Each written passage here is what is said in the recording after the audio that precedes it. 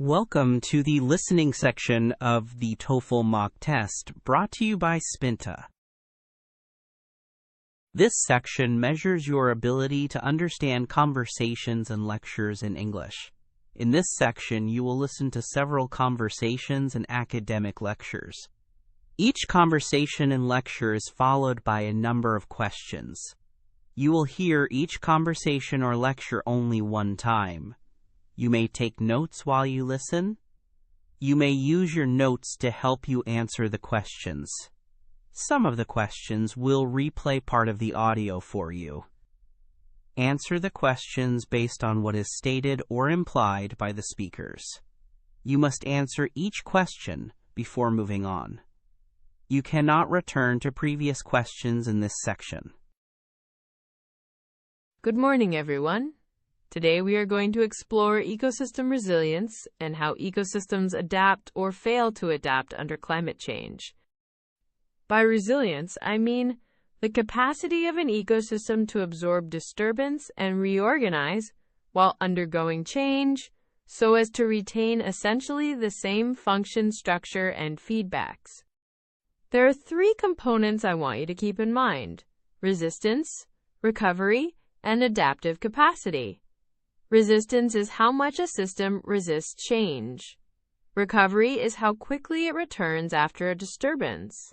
And adaptive capacity is the ability to adjust through processes like species migration or genetic change. We measure resilience in different ways. For example, ecologists often look at recovery time after a disturbance, and at redundancy, which is how many species perform similar ecological roles.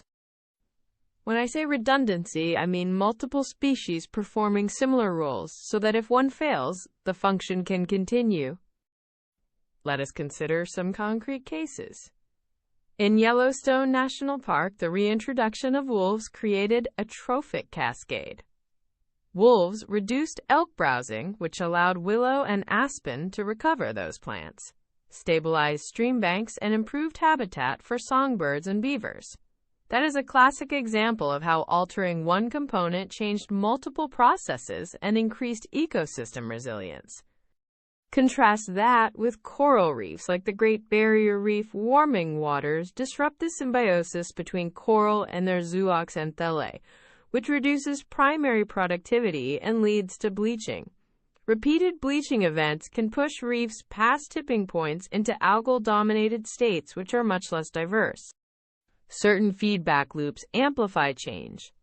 The Arctic provides an example. Melting sea ice lowers surface albedo, so the ocean absorbs more heat, which leads to more melting. That positive feedback increases the likelihood of a regime shift in Arctic ecosystems. Positive feedbacks tend to accelerate change and make systems less stable. Negative feedbacks dampen change and promote stability.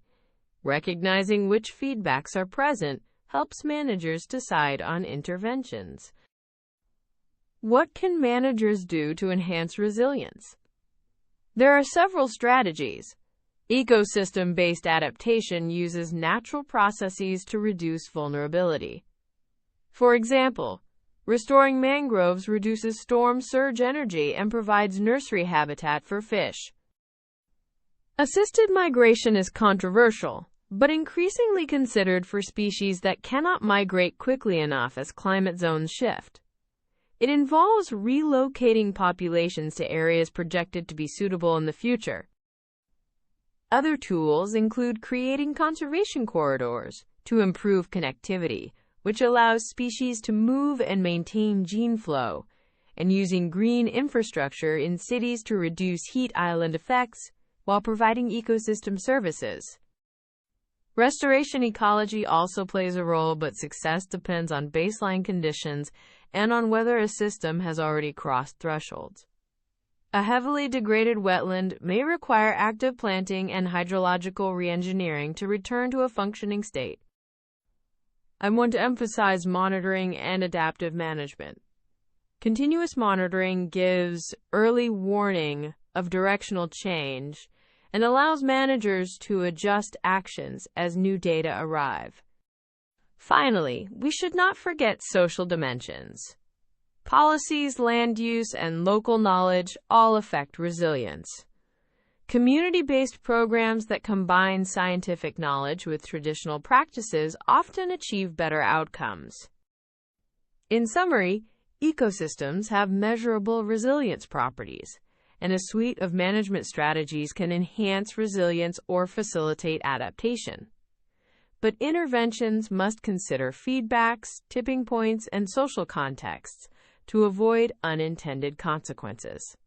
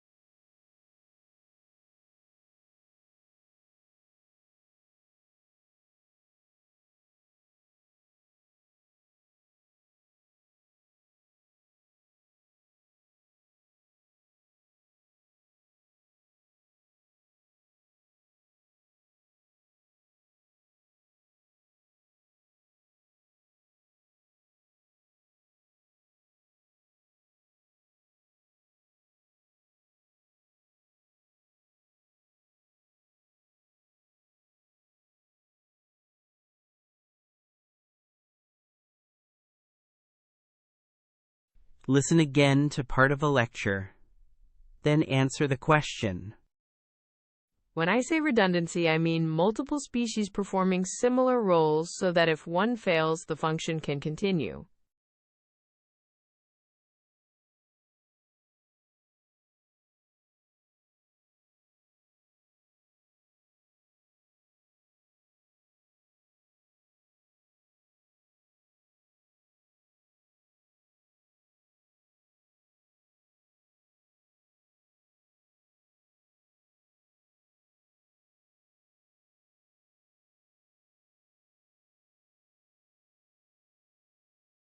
For more TOEFL mock tests, as well as IELTS and Cambridge practice, visit www.spinta.org. We provide updated tests every single day, AI feedback for your speaking and writing responses, and access to a wide range of high-quality mock tests to help you prepare with confidence.